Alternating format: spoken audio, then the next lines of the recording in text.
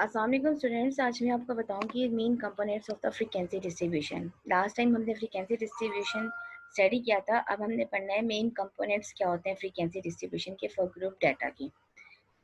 सबसे पहले तो आपके पास फ्रीक्वेंसी डिस्ट्रीब्यूशन की डेफिनेशन आपको मालूम होनी चाहिए कि फ्रीक्वेंसी डिस्ट्रीब्यूशन हमारे पास क्या होती है।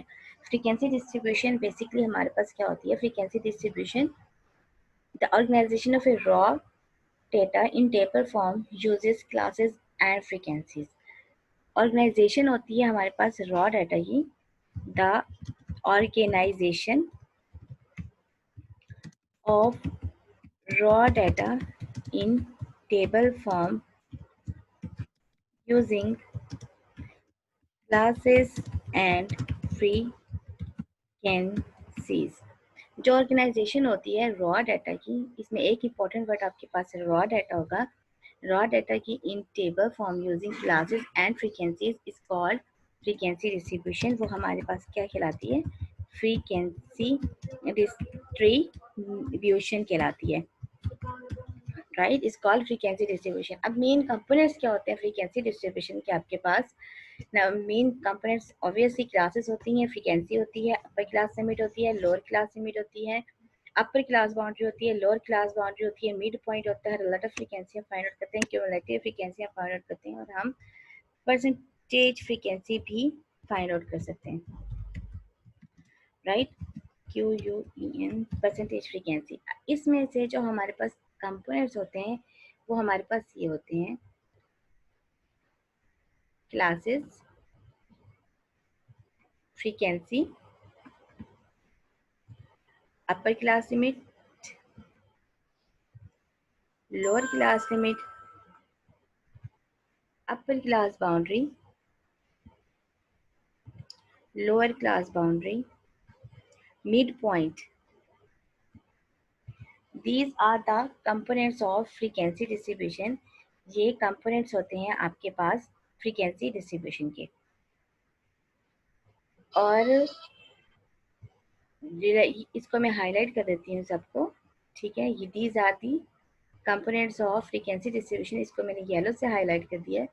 And the types of the frequency distributions are the relative frequency, commutative frequency, percentage frequency, right. और ये आपके पास क्या होती हैं, इसकी टाइप्स होती हैं, relative frequency, cumulative frequency, percentage frequency. इसको मैं सेपरेटली हाईलाइट कर दूंगी। So now come to the example. आपको ये एग्जांपल दी गई है, ये मैंने टेबल पूरा सेट किया हुआ था। आपके पास 1 से लेके 10 टोटल 1 2 3 4 5 क्लासेस हैं। ये पहली क्लास, ये दूसरी क्लास, ये तीसरी क्लास और ये 5 क्लास। आगे इनकी फ्रीक्वेंसीज दी गई हैं।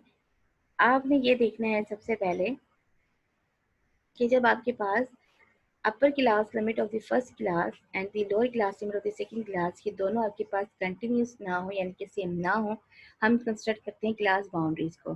जैसे कि यहाँ पर सेम नहीं है, यहाँ पे 1 से 10 और यहाँ पर 11 से 20 है, तो मैंने क्लास बाउंड्रीज कंस्ट्रक्ट की है। क्लास बाउंड्री हम किस तरह कंस्ट्रक्ट करते हैं, जब हम 0.5 फर्स्ट क्लास की लोअर क्लास में से माइनस करते हैं और 0.5 फर्स्ट क्लास की अपर क्लास बाउंड्री में ऐड कर देते हैं, तो हमारे पास क्लास बाउंड्री आ जाती है, राइट। यहाँ पे मैंने लिखा हुआ है when will you construct class boundary when the upper class limit of the first class and the lower limit of the second class values are not same, then you construct class boundaries।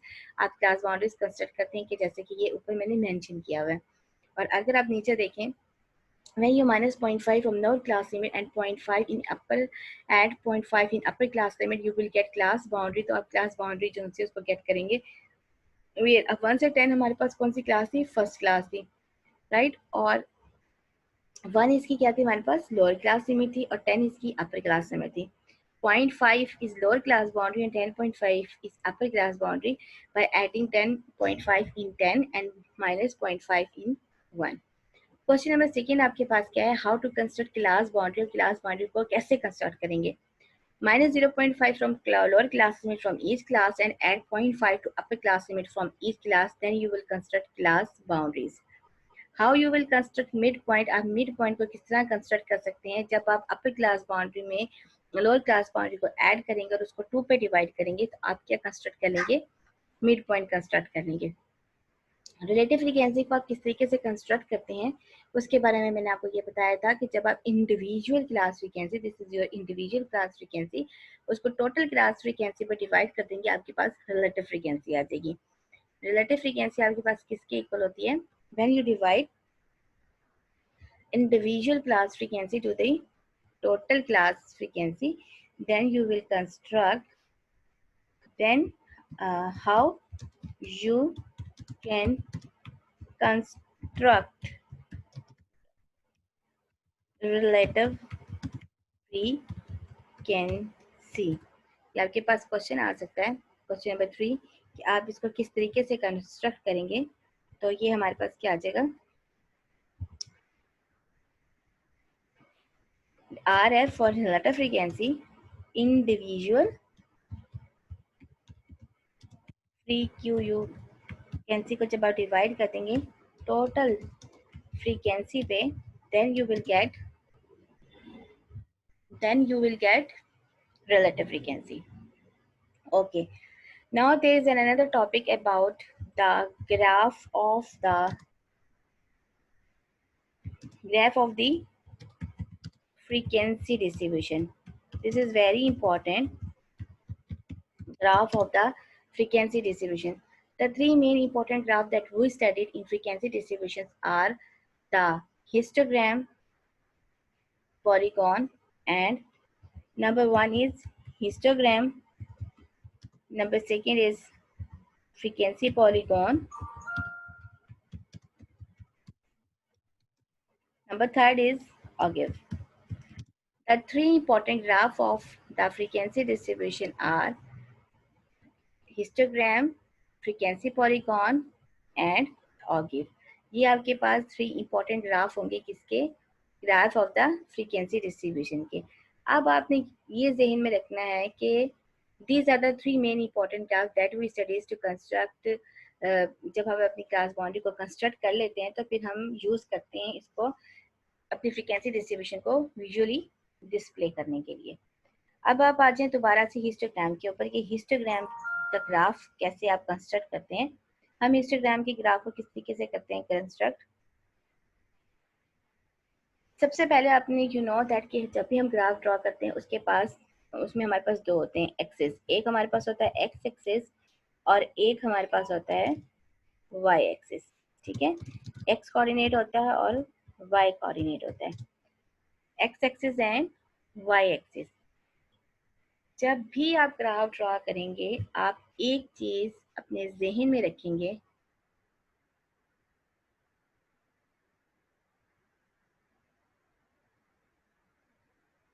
जब भी आप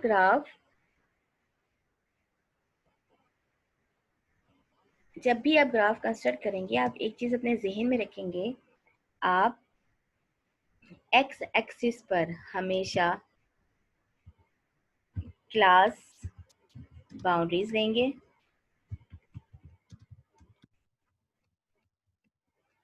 x axis पे आप हमेशा class boundaries लेंगे, class limits लेंगे या फिर मिड पॉइंट लेंगे।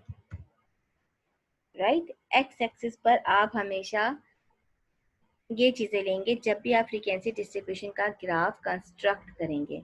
ये चीज़ आपने अपने माइंड में रखनी है। When will you construct the graph of frequency distribution, आप उसमें हमेशा क्या करेंगे, एक्स एक्सिस पर हमेशा class boundaries, class limit, mid point लेंगे और वाई एक्सिस पर हमेशा आप क्या लेंगे, फ्रीक्वेंसीज लेंगे।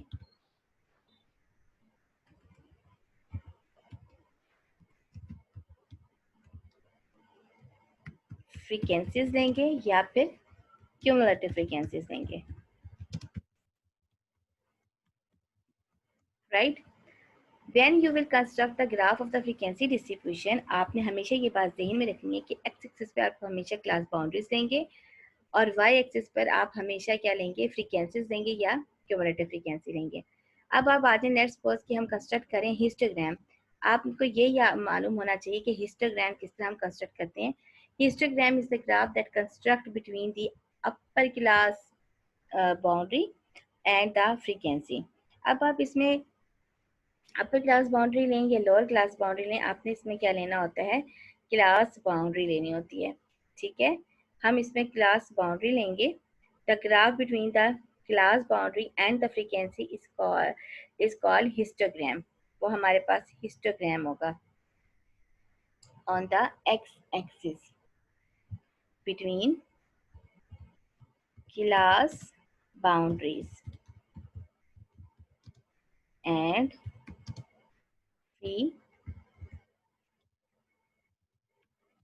frequencies. The graph between the class boundaries and the frequencies is called histogram. आपने क्या लेना है, x एक्सिस पे क्लास बाउंड्रीज लेनी है और y एक्सिस पर आपने फ्रीक्वेंसी लेनी है। The graph between class boundaries and frequencies is called histogram। जो ग्राफ आपके पास क्लास बाउंड्रीज और फ्रीक्वेंसीज के दरमियान होगा उसको आप क्या कहेंगे, हिस्टोग्राम कहेंगे। ठीक है, इसके बाद आ जाएं आप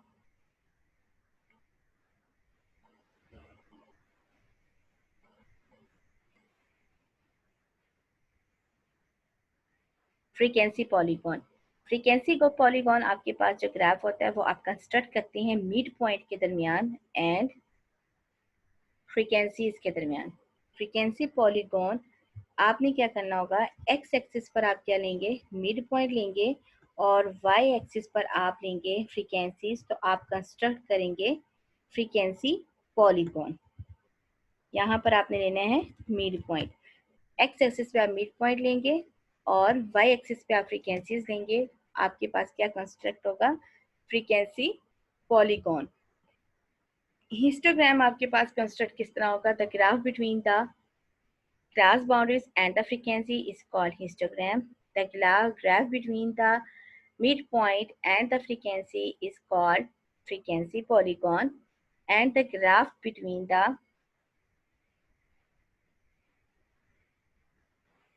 graph boundaries and the cumulative frequency is called octave।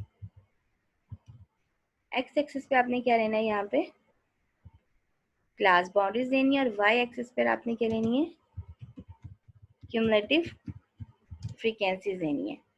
The graph between the cumulative frequencies and the class boundaries is called octave। Again मैं बता देती हूँ, the three important graphs of the frequency distributions are histogram, frequency polygon and octave। आपने ये बात हमेशा जहन में रखनी है कि एक्स एक्सिस पर हमेशा हम क्लास बाउंड्रीज देते हैं, क्लास लिमिट्स देते हैं या मिड पॉइंट्स देते हैं, और वाई एक्सिस पर हम हमेशा फ्रीक्वेंसीज देते हैं या क्यूमुलेटिव फ्रीक्वेंसीज देते हैं। हिस्टोग्राम जो ग्राफ है वो फ्रीक्वेंसी डिस्ट्रीब्यूशन का ग्राफ है और वह कंस्ट्रक्ट होता है क्लास बाउंड्रीज के दरमियान और फ्रीक्वेंसीज के दरमियान। एक्स एक्सिस पे आप क्लास बाउंड्रीज देंगे और वाई एक्सिस पर आप फ्रीक्वेंसीज देंगे। फ्रीक्वेंसी पॉलीगॉन आपके पास जो ग्राफ है वो एक्स एक्सिस पे मिड पॉइंट होता है और वाई एक्सिस पे फ्रीक्वेंसी होता है, construct between mid point and the frequencies. Ogive class boundaries के दरमियान और क्यूमुलेटिव फ्रीक्वेंसीज के दरमियान कंस्ट्रक्ट होता है। ये तीन इंपॉर्टेंट ग्राफ्स और ये तीनों आपको अच्छे से जहन में होने चाहिए। एक्स हिस्टोग्राम कंस्ट्रक्ट होता है क्लास बाउंड्रीज और फ्रीक्वेंसीज के दरमियान। फ्रीक्वेंसी पॉलीगॉन कंस्ट्रक्ट होता है mid point and class boundaries के दरमियान। ऑगिव आपके पास कंस्ट्रक्ट होता है क्लास बाउंड्रीज के दरमियान और साथ में क्या होता है इसके, cumulative frequency। So these are the three important graphs of the frequency distribution that you should have an idea। आपको फ्रीक्वेंसी डिस्ट्रीब्यूशन की टेबल के एक एक कंपोनेंट के बारे में अच्छे से आइडिया होना चाहिए। क्लासेस क्या होती हैं, फ्रीक्वेंसी क्या होती है, क्यूमुलेटिव फ्रीक्वेंसी आपके पास क्या होती है, रिलेटिव फ्रीक्वेंसी आपके पास क्या होती है, मिड पॉइंट क्या होती है, क्लास बाउंड्रीज हम कम कंस्ट्रक्ट करते हैं, सम ऑफ द फ्रीक्वेंसीज किसके इक्वल होता है। So you all can get from this. इसमें सारा मैंने इसको लिखा हुआ है कि टेबल भी आपको बता दिया ताकि आपको समझ आ जाए। फ्रीक्वेंसी डिस्ट्रीब्यूशन के इंपॉर्टेंट कंपोनेंट्स वो होते हैं जो मैंने येलो लाइट्स में हाईलाइट किए हुए हैं, और ग्राफ जो होते हैं वो ये होते हैं जो इंपॉर्टेंट हम फ्रीक्वेंसी डिस्ट्रीब्यूशन की टाइप्स होती हैं वो मैंने इसको ग्रीन से हाईलाइट किया हुआ है। फ्रीक्वेंसी डिस्ट्रीब्यूशन की डेफिनेशन क्या होती है, organisation of a raw data in the form of a organization of raw data in the table form using classes and frequencies is called frequency distribution।